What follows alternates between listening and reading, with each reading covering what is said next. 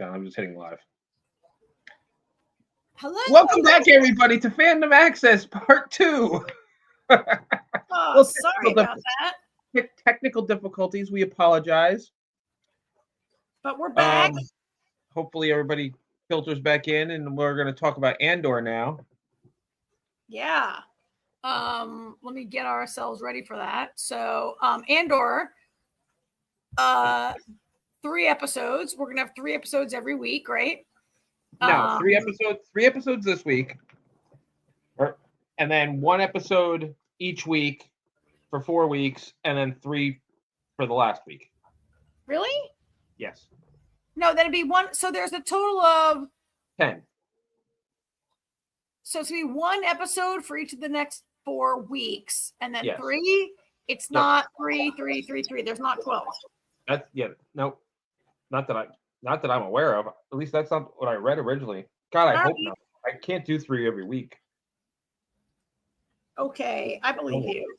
I know that it's being released in several acts, that these were written and intended to be released as like independent acts, like chapters of the story, right? And so the 3 we got were meant to be like sort of a self-contained chapter of whatever's going on, right? No, I think you're wrong. I think on April 29th, we're getting episode 4, 5, 6. May 6th I'll let you know. I'm going to find out right now. There are 12 episodes, and they're in 3 episode chunks. Yes, there are 12 episodes, and it's in 3 episode chunks. Yes. You are incorrect, sir. You are incorrect. No, because the article, listen, blame the internet. The article I read said there was 3 the first night and 3 in the finale. Didn't say anything about the individual. 3 more rounds of releases for 3 weeks. I believe that we're getting 12 episodes in chunks of 3. I'll let you know right now because we should know this because we should be like more responsible. But no, everything I'm reading says we're getting 3, 3, 3. I'm going to tell you the answer right now. Yes, yeah, because I just went on Disney Plus and they're there. Well, 3 of them. So can you say the words, Karen, you are correct? I would love that. Karen, you are correct. Listen, I've always admitted when you're right. I know. And for years, I would be like, EJ, you're wrong, right? Until you had to like put it right in my face. So we got 3 episodes that are intended as a big chapter. Here. We're going to get chapters, 3 more chapters going forward, right? 3 episodes of the show a week. Oh, so we're going to talk about this as a big old, it's a lot of TV to watch. We're going to talk about this as one big old chunk of content. We don't need to go through like what happened in episode 1, what episode 2, episode 3. Absolutely. So I'll say this much. Yeah. I was bored to tears in episode 1. Were you really? But it opens with this like great set piece where they I think that's the problem. I think they opened really strong with the whole thing with the TIE fighter.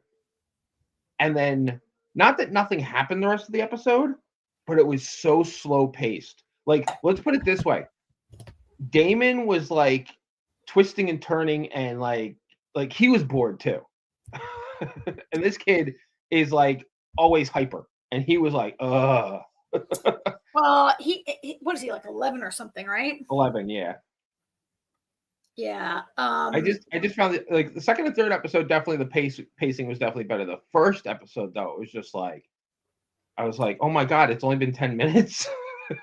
Well, this is episode, it's called 1 Year Later, this episode, right? Yeah. Which you mentioned to me.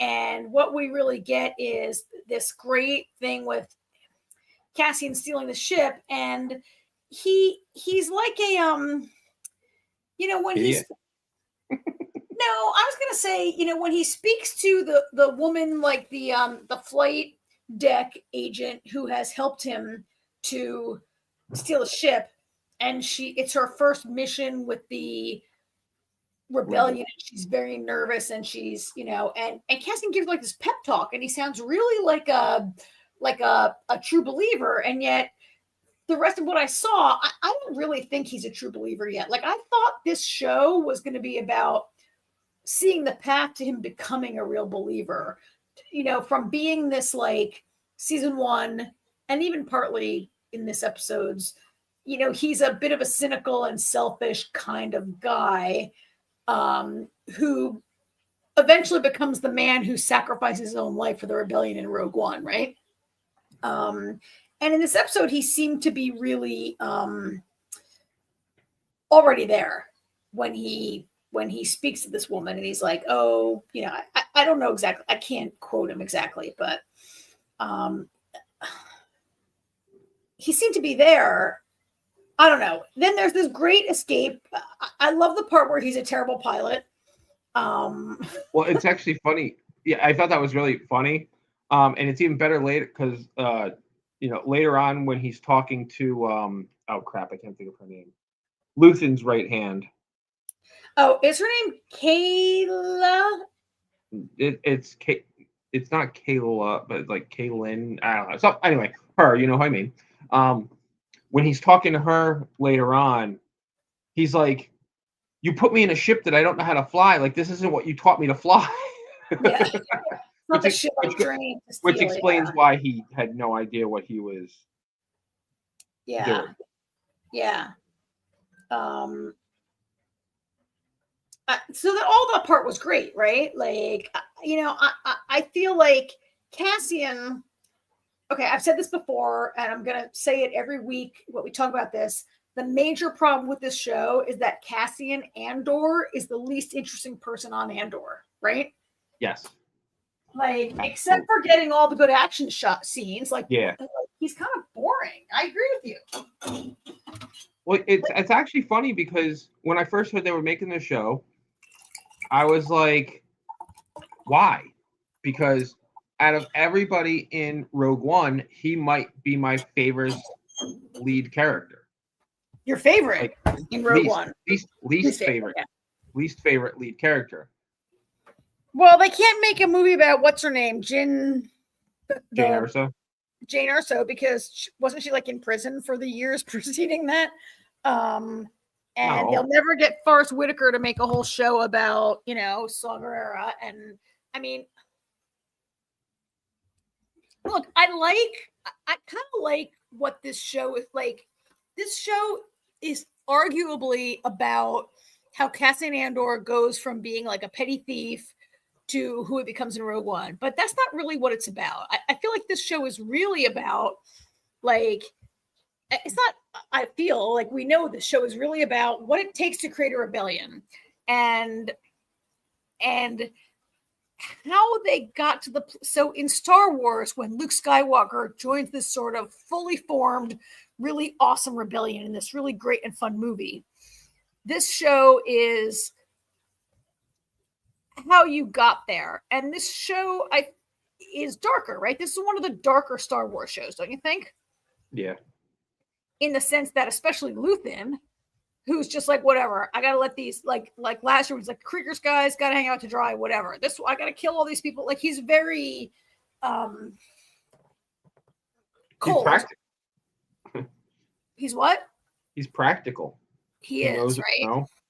He doesn't have to like it, but it's the, unfortunately, it's the only way you're gonna accomplish it. Yeah, I like those parts of the show, but this guy is like the weakest link, right? Like, could we just have a show about Alexander Skarsgård being a hard ass, like trying to form a rebellion, and Mon Mothma raising that's not Alexander, that's his son. Oh, that's Skellen. Yeah. That's Skellen.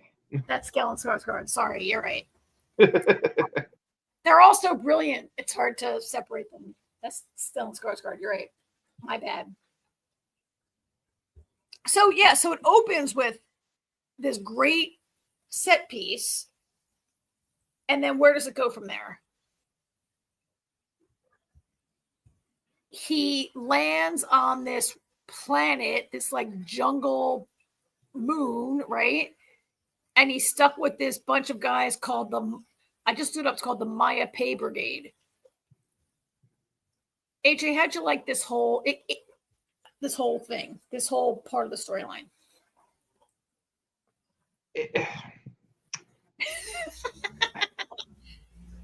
By the way, there are no pictures. Disney puts almost no pictures on the US press site, and I can't access the UK. So we're stuck with what we got. Tell me about the planet and these guys. People, they're a women. bunch of friggin' idiots, and like all of them, like they're fighting. I said to the boys, I was like, this is why the rebellion fails. I was like, they're all fighting amongst themselves. Yeah. Like they were just obnoxious, and it was funny because I actually enjoyed Andor during this stuff because he was just like he would just make a comment here and there, and they all look at him like, he's right, like he's right, but none of them are willing to admit that he's right, and they just all end up fighting against each other, and then in the end they all get stuck there. He's like, let's work together, let's figure this out, and they're like, no, like, and they're like, he's like, where's my contact? Where's the guy I was supposed to meet? And they're like, we didn't like him, so they killed him apparently. Yeah. And it's actually funny because I didn't think he was necessarily going to escape with the TIE fighter, because there has to be another transport somewhere on that planet because his contact had to get there. So I thought, but the Maya Pei bozos explain that their leader took off on that ship and left them. Oh, that's right. Wow, I totally forgot. Remember that? Totally forgot. Yeah. Yeah, like to your point, there's a shot where a line where Cassian says it's not going to rain forever. You guys might want to think about banking some water. And they all look at him like, oh, we never thought of that, right? These guys are like, is it their first mission? Is it their first time leaving their mother's house? They're completely like, right? AJ, I told you that so our sister show, Trekking the Universe, is reviewing Andor every Sunday, and I joined those guys on Sunday night. And when we talked about this, I was trying to give the writers credit. Tony Gilroy, who really is good, right? But some of this was lazy, and I was trying to give him some credit and say, like, maybe they're trying to show us that Castian's experience of the rebellion has been only with Luthen, as Luthen is very disciplined, very well funded. He's worked with Bell and Cinta. He's worked with Luthen. He's sort of like on the A team a little bit, right? And he falls in with these guys who are completely undisciplined and inexperienced and just like not able to really, they're doomed, right? And I thought, are they trying to show us the way the rebellion is made up of a lot of cells that are disconnected and don't trust each other and can't work together and aren't all equally trained? But do you think I'm just trying to make an excuse and give too much credit? It could be. It could. That could be I mean, history shows that most rebellions don't. People have different opinions on how to start a rebellion or lead a rebellion. So I mean, it could be the direction they're going in intentionally. Doesn't change the fact the episode was boring. It was, and these guys were just it was a little too comedic, I think. These guys were a little too inept. Actually no, it was so inept that I just kept going, okay, where's the Empire? Give me the Empire. And then the Empire bored me. We watched 3 minutes of that damn video that Craig showing. I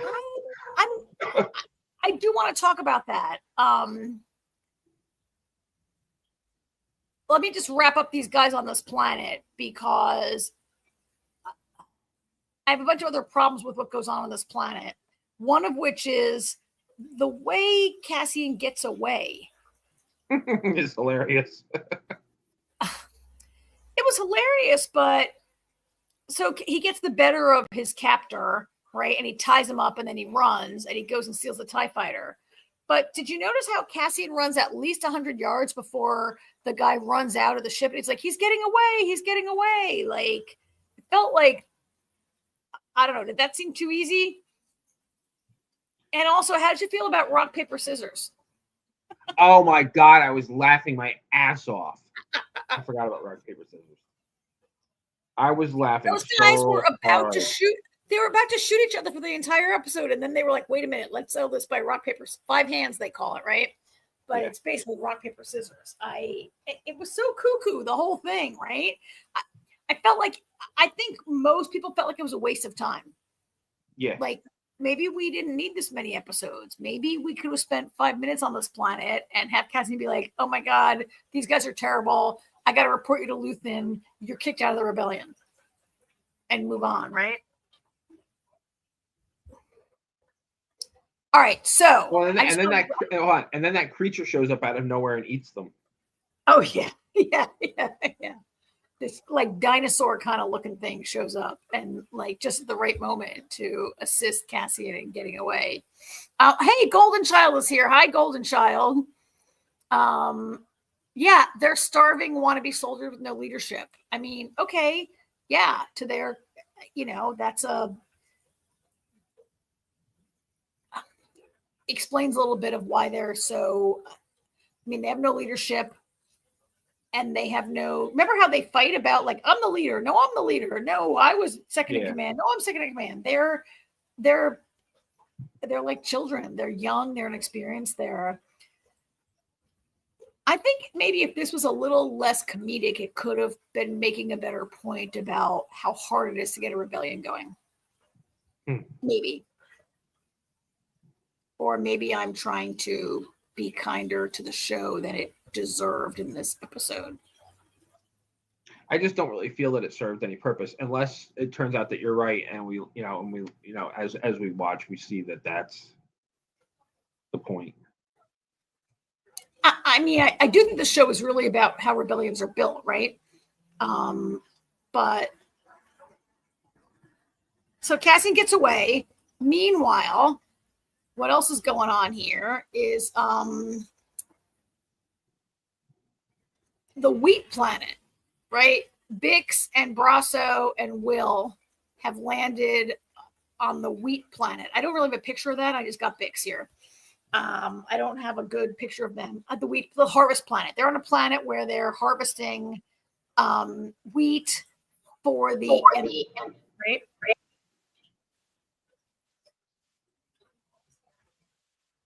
Are you there, AJ? Yeah, I thought you were talking. I was thinking, about how this also was pretty slow. So across the 3 episodes, this was pretty slow right up until it became really kind of unpleasant. And then it became bad writing. I really am not a fan of the Harvest Planet storyline. How did you feel about the agricultural deal? Well, it got, it's like the whole first, it started out boring. But I mean, as it, by the end of episode 3, I mean, it was, it got going a little bit. It was actually funny when Brasso is trying to get, after he gets captured and he's trying to get away on the speeder. I was like, oh, he'll be fine. Those are only stormtroopers shooting at him. Oh my God. It's funny on our sister show the other night on Trek of the Universe, like 2 of the co-hosts were like, it's the first stormtrooper in history who can actually hit a target. Like across every Star Wars, like stormtroopers are always shooting and never hitting anything. Like I was struck actually in Andor how they're always shooting at TIE fight. Like these guys are shooting their little blasters at a TIE fighter. Are you serious? Yeah. And they actually got Brasso. Poor Brasso. He's not in this picture because he's dead. And because he was yeah. There's a bunch of so there's some things to like about the storyline. I felt like this resonated a little bit as Brasso and Bix and Will get jobs as temporary agricultural workers, but they have no visa. And so they're worried about being caught by the Empire. In a sweep of agricultural workers, they might be found out for who they really are, right? Being from barracks. Yeah, I mean, it's a great place. It was a smart place to hide, because the chances of getting caught were slim until all of a sudden, oops, where did they come from? And it's a dilemma that like resonates with us in our own contemporary society about like temporary agricultural workers who are vulnerable at all times, right? To government and the whims of government or whatever. I didn't like where it went. I mean, it was a little boring and a little slow, but they kind of, kind of built some tension until it all goes sideways with Bix. I really, really, really don't like where they went with Bix, and that was so, that's part of the problem. So many things are telegraphed in the show. The minute he walked in there, I was like, oh, I totally see where this is going. I was like, he's gonna start putting the moves on Bix. She's gonna beat the ever living crap out of him, and then Andor is gonna show up with a TIE fighter just in time to shoot all the bad guys so they can get away. And that's literally exactly what happened. And I figured that out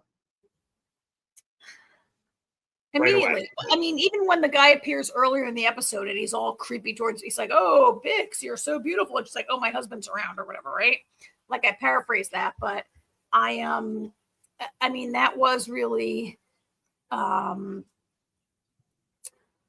it was really telegraphed that this guy was going to be bad news. I have a bunch of problems with this that I discussed with our guys the other night. I don't need my Star Wars to be rapey. Like a sexual assault on Bix is not something I was looking for in Star Wars. And I don't need it to know that the Empire is bad, right? Like, well, is there not only anybody? that, they didn't even need just that for Bix to beat the living shit out of him. Well, but see, she still could have beat the shit out of him in another, for another reason. Like he could have tried like handcuffing her. I really feel like they undermined her. I feel like I don't understand why. Like Bix was a pretty good character in season 1. Like she had contact with Luthen. She was Cassian's fence and his connection to Luthen, and she was a powerful, woman doing things in secret or whatever. And then they have her be captured and tortured by the Empire. And now we see her in season 2 and she still has PTSD from that, right? Which I get. But now we got to have a guy try to assault her and try to rape her, right? And I just feel like why Star Wars does not do female characters well, and they always undermine them. And I felt like, why do we have to have Bix be like assaulted again in a different way? Why are they trying to beat Bix down? Why do they have to do this? I really felt sexual assault was unnecessary. They could establish that the Empire is bad. Or couldn't this guy just be creepy? Like, can I see your visa? Does he have to assault her? That's what I'm saying. Like they could have done it a totally different way, and then Bix could beat the shit out of him. Well, but she didn't really, like, they undermined her defending herself by ultimately Cassian comes in and rescues them all. Like, this is the second time in 2 seasons that Bix is in danger and Cassian rescues her, right? In season 1, she's captured and tortured by the Empire. Cassian swoops in and rescues her and takes her away. Now she's on planet Harvest and she's in danger. And okay, she's killed the guy. She's temporarily like not in physical danger, but she's clearly going to be in trouble. And then Cassian comes on the TIE fighter. I just feel like, why is this woman here? She's only there to be a damsel in distress for boring ass Cassian to save her. Like, I don't really like. I completely agree.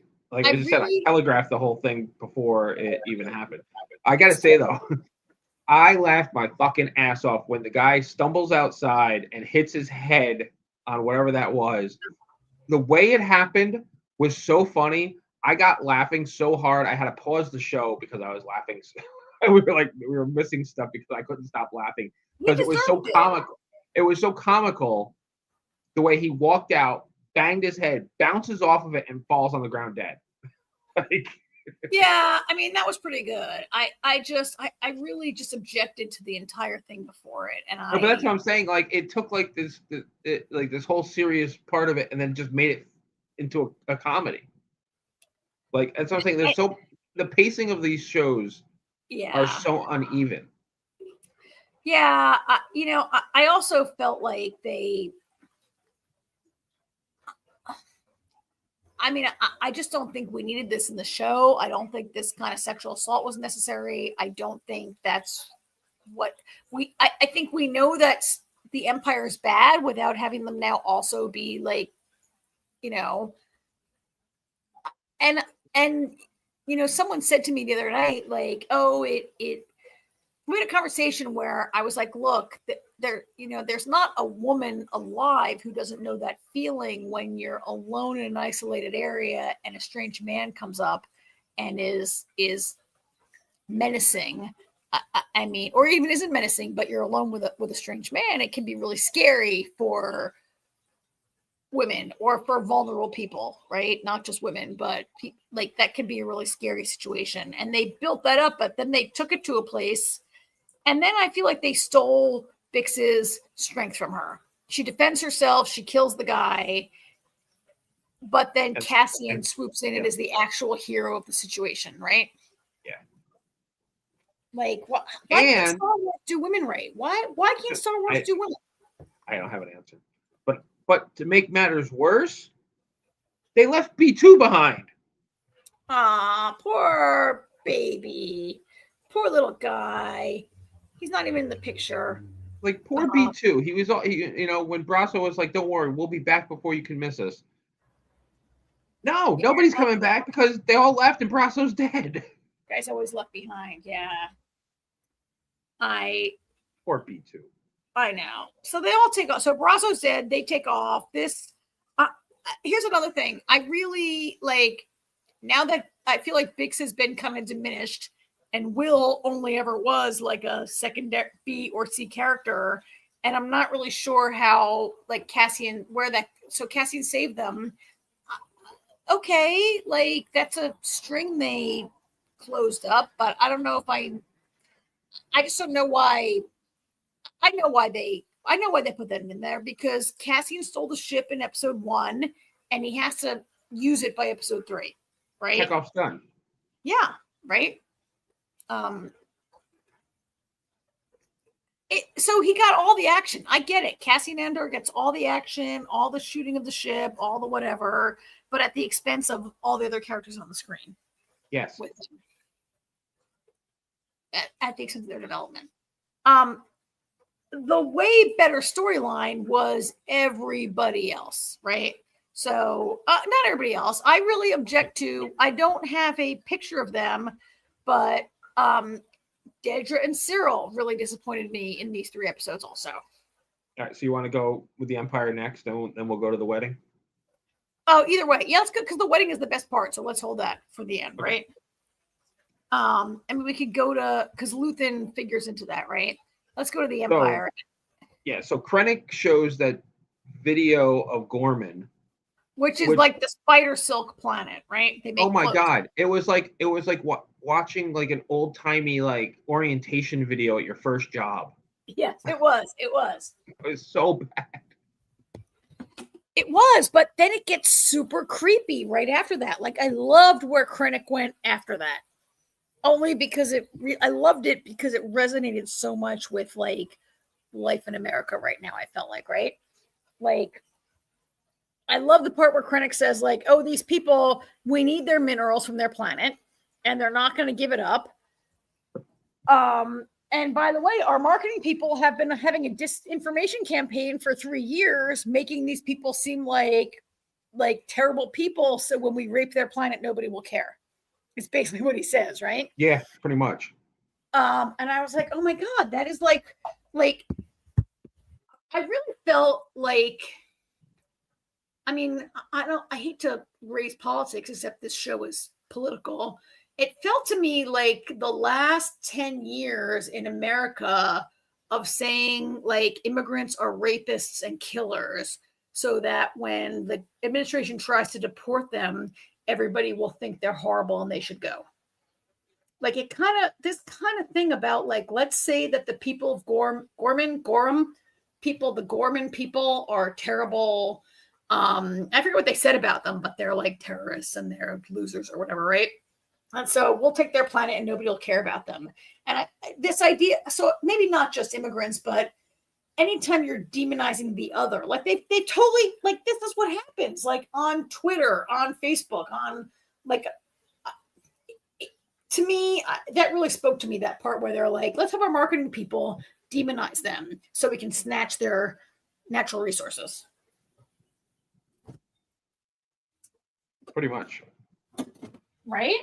And I like the way, I love the look on Dedra's face the whole time. She's kind of like, she's like, what are we? She's got this look on her face, like, what are we doing here? And then like, this is not the cut, right? And then Krennic has already pinpointed her as to take the lead. Like, he already knows what she's capable of. So they have that little conversation by the window, and she's all playing dumb and shit. And Krennic's like, "Come on." She's like, he's like, "I know you had a plan before they finished talking." She's like, "I had a plan before they started talking." Yeah.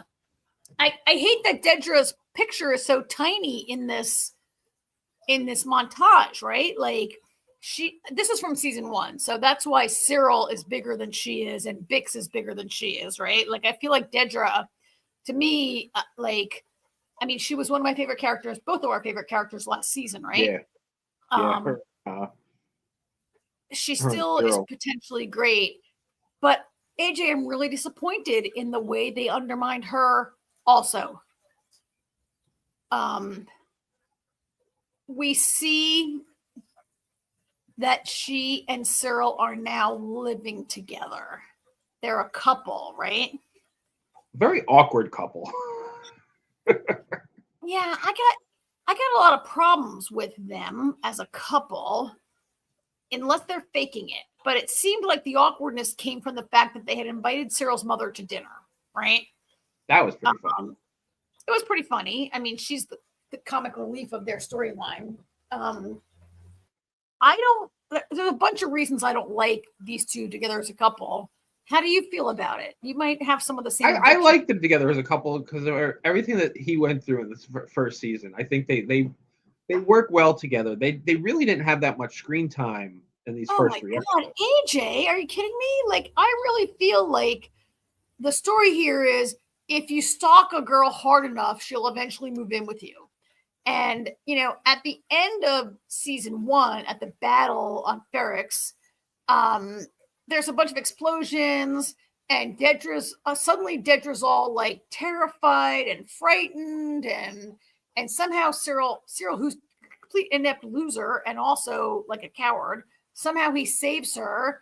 And I guess she falls into his arms, and now they're dating. Like, I really felt like they really undermined a very powerful character by making her like finally like get with this guy who just like wore her down. As a woman, I'm insulted by it. See, I didn't see it that way. I mean, I feel like Dedra was so closed off, and I feel like Cyril's very inept in that category. But I feel like she was very closed off, and he kind of made her want to open up a little. What surprised me was how she seemed to kind of be cowering to Cyril's mom at first, but then all of a sudden, like, flipped the switch on her, and was like this. I was like, okay, that's better, because I was kind of wondering what the hell was going on there for a minute. Yeah. Hey, as an aside, by the way, Golden Child has some good comments in the chat. I'm going to come back to you, Golden Child. We're just sort of getting ahead of you a little bit, but we'll come back around. Okay? Don't stop commenting. I gotta say, the best part of that whole scene with the mother-in-law, his mother, was when he like excused himself and then was like laying on the bed pouting. Oh my God, he's such a right. How could Dedra ever? I wonder. Do you think could it be a story where Dedra they took up together as a cover or as a like? Could it not be a real relationship? Could it? I mean, it could be. It's possible. That would be, to me, better than Dedra and Cyril actually getting together. I just don't see what she would ever see in him. To me, the only reason they could be together is because he stalked her, and then, like, he didn't even really save her. He just kind of dragged her out of the dirt in the Battle of Ferrix. Like, for them to be faking it or playing a part to further their two careers would actually, to me, make more sense for these two very ambitious but differently abled people. Like, Dedra's very capable and smart. Cyril's a bozo, right? But they're both ambitious. You know what, though? To be fair, Cyril did figure out that there was something not right on. He did. You're right. He's not a bozo. He sees details. He's just not able to deal with people in a way that makes him seem believable, right? He's just not. and to be fair, like when you're at the lowest rung of the ladder, people are like, whatever, shut up. We're gonna, I get it. So I would be more open to a storyline where those two have shacked up for their co-ambitions and not because of any type of real attraction. I would love that better. So we'll see where that goes, I guess. But I really felt like after seeing what happened with Bix, then I felt like Dedra. I'm like, oh my God, you're two female characters. You just like wrote them into like not a great situation right now. I was not down with any of that. They're entertaining. I do think Dedra has a big role. She's gonna have a big role to play with this Gotham, whatever that planet is called, right? Gorman. Spider people, Gorman.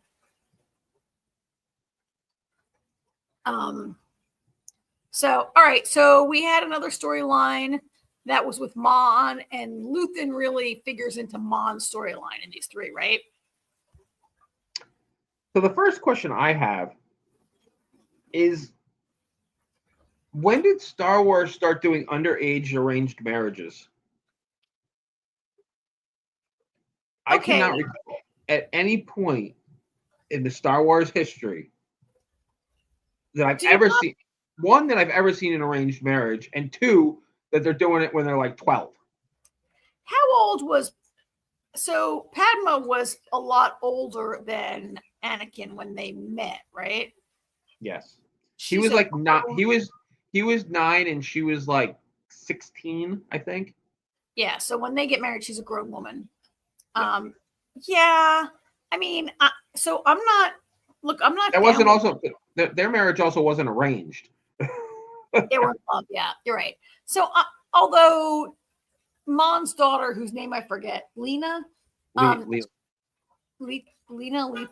she consented to this marriage. We could argue if a 14-year-old could consent to marriage. Of course not, right? But, and to be fair, in season 1, Mon, she kind of objects, like when Tay's her friend, who's the guy who's the Tay's the one that's strong arming her. Tay's the friend from grade school. The loan sharky guy that she, he says like he wants an introduction. I mean, I do think Mon makes it clear that she's not okay with the ancient tradition, and her husband Perrin is a little more like, Perrin's in this picture, I think. Oh my God. Or not. Perrin's more, he's not in it, but Perrin's more like into the Chandlerland traditions, right? Mon's not into it. In the end, I think the point is that Mon has sold her daughter in the end, right? Yeah. And she tries to talk her out of it. She's like, listen, if you don't want to do this, I'll back you up. And she like gets this Lita like gets this disgusted look on her face, like she can't believe her mother would suggest such a thing. Oh, here's a comment from Golden Child. I think maybe you mean Anakin and Padma.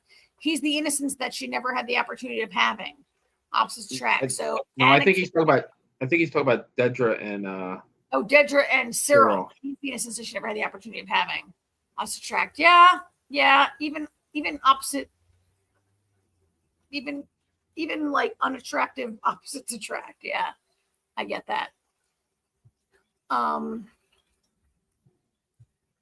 So yeah, where are we? So Mon finds herself in this situation where she's sort of sold her daughter for safety, right? I mean, not really. Her daughter is a little jerk who hates her, but her daughter's 14.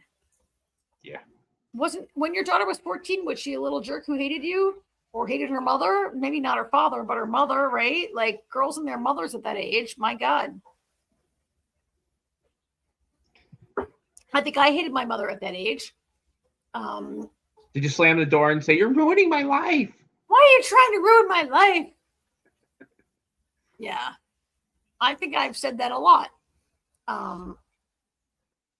Anyway, I really love where the story went. I love the way things are closing in on Mon, right? Yeah. And I love the part where at the wedding, Luthen is talking to her and he's saying something like, he says, like, he's explained to her how things are closing in, and she says, I don't understand. I don't see it that way. And he goes, oh, how happy for you, or something like that, right? He says, oh, how great for you that is that you don't understand. And No, he without saying it, he was basically saying we need to kill Tay. He's, yeah, you don't know the price, and even if you give him the price, he's always going to want the price, and you need to be protected forever. And she's like, what are you saying? And he goes, oh, how wonderful for you that you don't know what I'm talking about. well, and He knew damn well what he was talking about. I think she knows. I think he was calling out her denial, right? Well, that's why at the end of the episode, she's dancing like a lunatic, getting drunk off her ass and everything, because she knows that Tay isn't going to make it home. She knows what's about to happen. Yeah. So what did you think about the part where Vel saw that happen and it was Cinta? I think Vel gets it. I mean, they all get it. Vel and Cinta both get it. That's why they're not together, right? Well, I mean, Cinta's the one doing it. Vel gets it. But Vel and Cinta have been separated now for an entire year. They've been together since they stole the payroll, right? Yeah, because they had to go their separate ways. Vel gets it, but she doesn't have to like it. And Cinta's way more hardcore than even Vel, who's pretty hardcore. Yeah. I mean, I loved every part of Mon's storyline. I loved her at the party. I loved her with her husband Perrin. And I gotta tell you, AJ, that I have mostly thought that they're married for convenience and hate each other. And yet there were a couple times lately that I thought, like, I could see how that marriage works. Like, when Perrin gave a speech, like a toast at the wedding, and he talked about how life is short, so I want to enjoy what I can, music and partying and this and that. And he gave a kind of a nice speech. And I thought Mon looked at him with like a little bit of fondness maybe in her eyes. And I thought, like, maybe that's how this works, because she's so serious and driven. And he's like, we're rich, let's enjoy life. Like, I thought, I don't know. Did I read too much into that? Do you think? No, it's possible. I feel like I definitely think that they, they're, I'm sure they had their moments through the years. It was, they were an arranged marriage themselves, apparently, which might be something I knew and forgot. I do think it's more a partnership at this point than a marriage, which leads, which gives credence to what you just said about, her kind of like that look of fondness, remembering a happier time. Yeah. Because I feel like he, doesn't understand the rebellion, But I don't think he really wants to rebel. I don't. I think he doesn't know, right? He doesn't know, and I think that's the thing. He likes his status quo. He's good with where they're at because the Empire doesn't mess with them because they're rich. Because they're 1%ers. Yeah, he just likes his life. I don't know if he's rich. Mon is definitely rich, right? And he loves their life, and he's okay with all of it. And I just love where Mon was going through all of this with, as the doors are closing on her, right? Like we thought last year that she had resolved last season she resolved her money problems, right? She was worried. She got this, he's not a loan shark. He's like a shady accountant, right? To move money around. So the Empire wouldn't see that she had a fake foundation that was channeling money, right? Channeling money through rebellion. Suddenly Tay is gonna, she seems really shocked that Tay is blackmailing her. Yeah. And that's why she went to him in the first place, because they've known each other since grade school. Yeah. And his world is just crumbling. He's lost. His wife left him. He's lost money of his own. He's not doing well. Yeah, and now he comes to this wedding, which is like the over the top money everywhere for this wedding, right? And he's like, "Oh well, maybe I should like get some money," or he never actually comes right out and extorts. Yeah, but it's all in between the lines. she knows where. Yeah, there's lots of innuendos and comments, but never direct. There's no directness, but any of the conversations between her and Tay or between her and Luthen, everything's kind of just like alluded to, but she knows damn well what everybody's talking about. Well, and here's the thing: she tells Luthen, right? Like she tells Luthen, and then she expresses shock. Well, she doesn't really express shock because you can at the wedding, but she then is like horrified that maybe Luthen has a solution. I mean, do you think she told Luthen she didn't realize, or do you think she told Luthen because she wants him to take care of it? No, she doesn't. She doesn't want Tay dead, but there's no way she can stop it. And I think she told Luthen because he's her partner, And you think she's still naive at this point about like Luthen's gonna just like kill people? Oh no, she knows what Luthen's gonna do now that he's basically said it without saying it. But she tells him initially because because well, I mean the conversation starts because Luthen's like, "What was that about?" And she's like, "I didn't know, this, that, and the other thing." And he's like, "What's the number?" She's like, "I don't know yet." Yeah, because I think at least 3 times she says, "I'll meet him next week. We'll get a number. Yeah. I'll pay him." Yeah. And Luthen's like, "No, you won't." She's like, "Yes, I will." And Luthen's like, "The number is not the number. Like the number will always be another number." And he's not wrong. Like once you give him extortion, right? Yeah, he's absolutely right. Yeah. Oh, that was a great line though. And he's like, "How nice for you not to know what I'm talking about." Right? I mean, he's right. So, I mean, another reason I loved it is because we know that Mon Mothma eventually becomes the leader of the Republic, right? Yeah. Like we know who she becomes eventually. And so, I mean, I kind of love seeing her be. The problem with a show that you know how it ends is believing where the characters are. And Mon is like one of the maybe only characters that I could still see her not going in that route, right? Like I could see her not. I don't see that path for her yet. Yeah. I mean, like making you believe that she might not become the leader is part of the trick of the show, right? Like I remember, okay, this was not the greatest movie, but this movie Argo, it won Best Picture, I think. It's a movie that Ben Affleck made about the hostages in Iran. And they were trying to sneak some of them out of the embassy and get them on a plane and fly them home to the United States. It's a known fact that this was successful. And yet watching the movie, I was like, oh my God, they're not going to make it. They're not going to make it. They're not going to make it. Gotcha. And that's the trick with this. It's like seeing Mon Mothma, and I know who she is in Return of the Jedi, but right now, I kind of believe that she doesn't have what it takes. Yeah, no, you're right. Which makes her the best character. Yeah. Much better than the name of the show's after. That's the problem. Andor's the most boring person on the show, right? And that's the thing, like Rogue One, I didn't like his character then.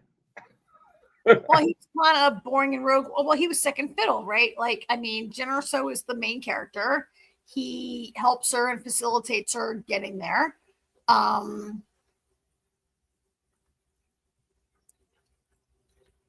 even I don't know. He's I mean, I wouldn't say he's not her sidekick, because at some points he's her captor, he's her teacher, he's her whatever, but it's Jyn Erso's story. It is not Andor's story, right?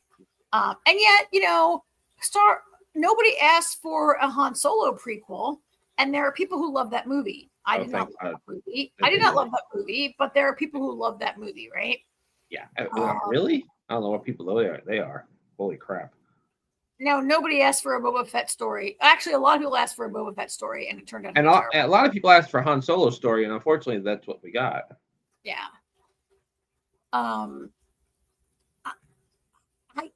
There's just so to me, maybe Cassian will turn out to be great.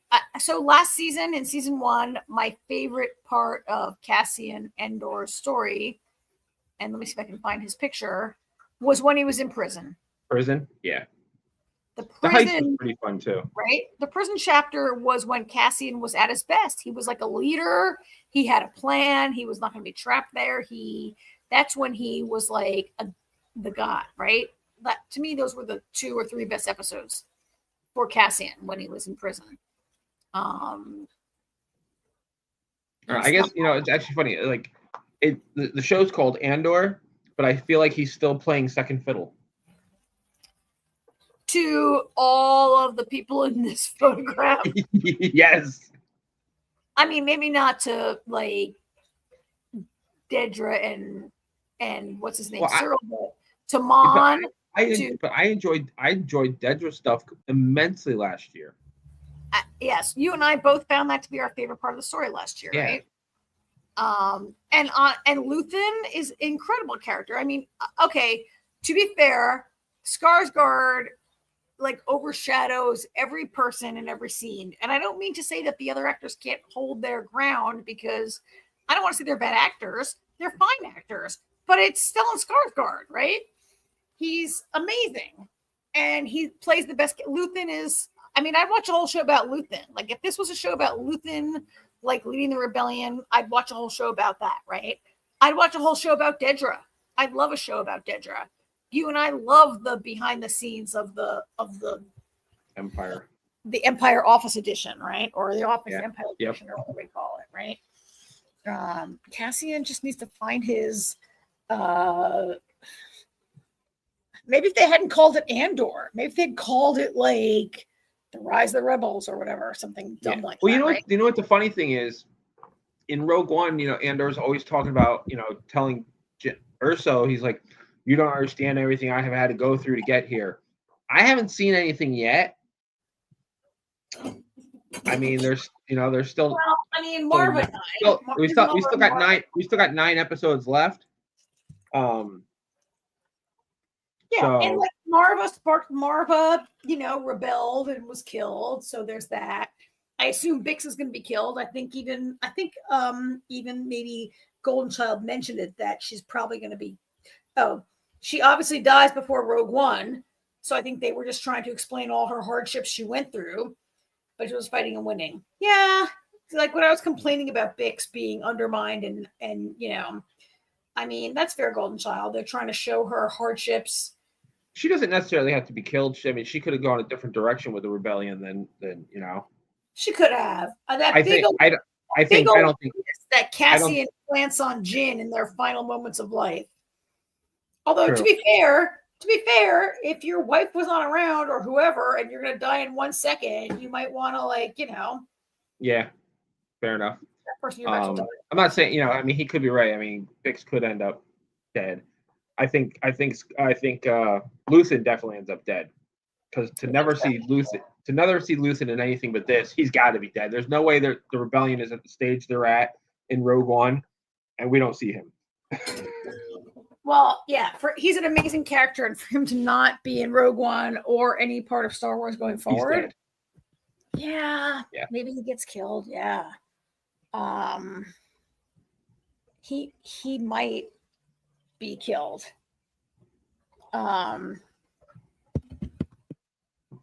It's possible. So let's go back to, before we wrap it up, Golden Child thinks it seemed like they were purposely stretching out each episode because they knew the fans were getting all 3 at one time. Yeah. I mean, I felt they were stretched out. I felt there was. I mean, I guess you could look at it as a 3-hour movie. That doesn't mean any of it has to be boring. But wasn't it 3 hour? Is Golden Child saying, was it a 3-hour movie that could have been 2 hours? Like, did it have to be? Yes, absolutely. So we had a conversation on Sunday night about this. Which part? It feels like there's a lot of filler. And I asked those guys, do you think that Disney wanted 12? And so we're getting like some filler because Disney wanted 12. But I really feel like Tony Gilroy has enough weight that if he says, no, my story is 9, they'll let him do 9. I don't really feel like maybe Disney could make Tony Gilroy write a longer story. I don't know. Maybe they could. I was just trying to find a reason why it felt so filled up. We could have scrapped half of the first episode. The half that wasn't, which half? The half when he was on the planet with the idiots. Yeah, that was really not. That could have that whole thing. You still have that happen maybe, but do it in 10 minutes instead of half an hour. Yeah, and have it like mean something and play out. It did seem to be like a big waste of time. Yeah. I think a lot of people were frustrated by the time we spent on the agricultural planet. To me, I felt like I was feeling like, okay, there's a lot of issues here with them being undocumented or whatever. And they were saying something that I didn't really mind that part of the story, but it was a lot of them, like, considering that it's Bix and Brasso and Will, who are supporting characters who I maybe don't expect to. Look, Brasso's already dead. How long do I say? Yeah. Golden Child thinks Bix is going to die, and Will is a very, like, C-list kind of character, right? Yeah. He's obviously going to leave them before it's over. We spent a lot of time with people that I know that there are a lot of viewers who like to see B and C character storylines wrapped up and don't want to see that loose end. To me, if Cassian just had to leave and move on and we never saw them again, I wouldn't really care that much. And somehow this is like the #1 rated fucking show. What on what? On Disney or forever? What are you talking about? I don't know. It's got like, it is like people love it. Love it. People love it. People love it, right? I mean, to be fair, this show is better than The Acolyte. It's better than the Book of Boba Fett, right? It's anything better than, but I don't know what they were doing with Boba Fett. This show has moments that you and I have liked. It's better than the Look, I love the Mandalorian because I love me some Baby Yoda and whatever. But in terms of being a storyline that means something, it's better than the Mandalorian is a buddy comedy, right? It's a show that, if you like your Star Wars more serious, this is the show, right? I mean, this is 96% rated on Rotten Tomatoes. Golden Child says yes. Look, I'm gonna say Golden Child doesn't agree with you. Just Golden Child agree with you or with me or both of us, whatever. Golden Child, thank you.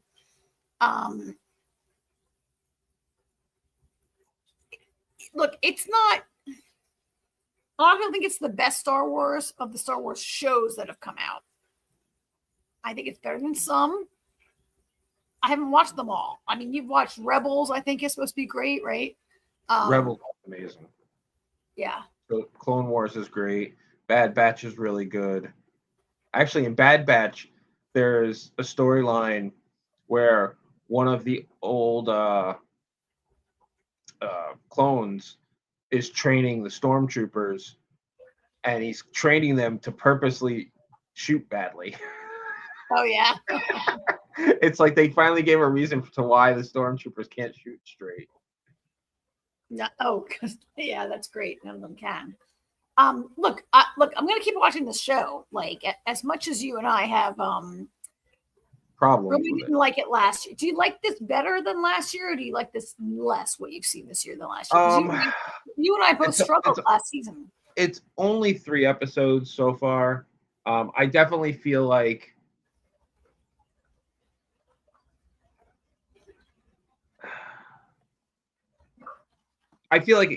you know what, Andor hasn't really been in it much so far. So I'm going to say that it's better. Yeah, I mean, could you, if you hated it that much, could you fast forward to Mon Mothma? Like, I definitely will keep watching the show because I love Luthen, I love Mon Mothma, right? I mean, I like their storylines. I mean, Luthen is amazing. Mon, I think, I really liked what would happen with Mon, and we didn't dwell on the things with her daughter. Her daughter was such a ugh. Yeah. We didn't dwell on all that, Oh but my God, it was so cute when she comes out in her wedding dress. Damon said something. He's because I was like, I said something to the boy, to Artie too. I was like, when did they start doing arranged marriages of young teens on Star Wars? I'm like, did I miss something? Like, and yeah, and Damon goes, but her dress is beautiful. Oh, and he's like, what? He's like 11, 11, yeah, 11, yeah. But it was beautiful. She looked beautiful. Yeah, it was really nice. It was a nice dress. So I could see how some people might be frustrated with there was a long scene where we saw the entire Chandrillon wedding ceremony, right? Yeah. I did not mind that scene. I didn't either. Maybe because I'm engaged with that storyline, but I can see how some people be like, really? Why are we having this? Can't you just be married and we move on to the next scene? I get why people might say that. I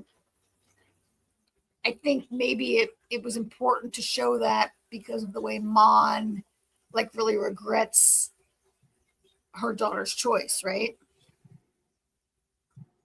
I don't know. But yeah, so anyway, I would keep watching this because I want to watch Mon. I want to watch Luthen. I want to watch Dedra. I will tolerate Luthen.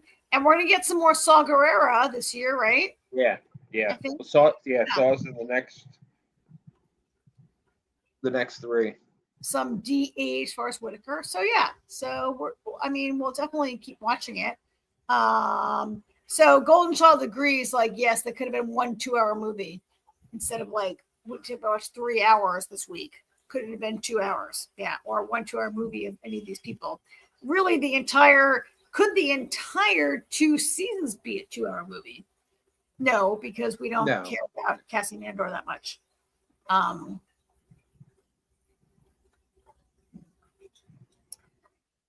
So we have learned, AJ, that there'll be another 1-year time jump before each. We're going to another year before next week, right? We're going to see what happens. A whole year goes by. I think it works for some characters and not for others. Oh my God, there goes that. Hang on. Hear that?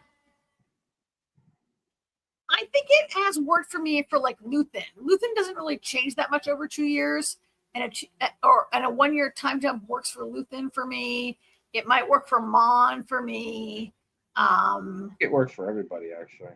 Really? I don't know if it works for me that I'm supposed to see Cassian Andor become, have the rebellion in his heart. I don't know that I'm seeing that. I definitely didn't see how a year made Dedra move in with Cyril. I need a little more going on there. But yeah, you're right. There are certain things that I feel like we need to see more of to buy it. Something I forgot to mention earlier. Yeah. I figured Jamie probably already knows, but the last 2 episodes of Doctor Who of this season are being put in the theater in Ireland and the UK. Oh, really? On May 31st. Oh. So while we're sitting at home watching it, people in the UK and Ireland can go to the theaters and watch the whole 2-part finale in one sitting. It might come to the movie theater here later. That happens sometimes, but yeah. Well. So. Anyway. All right, so I think we're gonna finish the show then with this, right? We're gonna wrap it up. Table some real estate for next week when Jimmy's back. And so we'll see you next Tuesday. With the same stuff. Same lineup. Doctor Who, Andor, and Surreal Estate. Oh God, 3 episodes of it. Oh. But no, we're gonna take it as one big old chunk, as a big old yeah. show. It'll be fine. Yeah. All right. I just have to coordinate with 2 people to do it. Well, really only 1 because Because you got to watch with the 2 boys. The boys, yeah. And one of those boys is super busy. Yes. So, all right. Thank you, everybody, for listening, and we will do it again next week. All right. Bye. All right. Good night.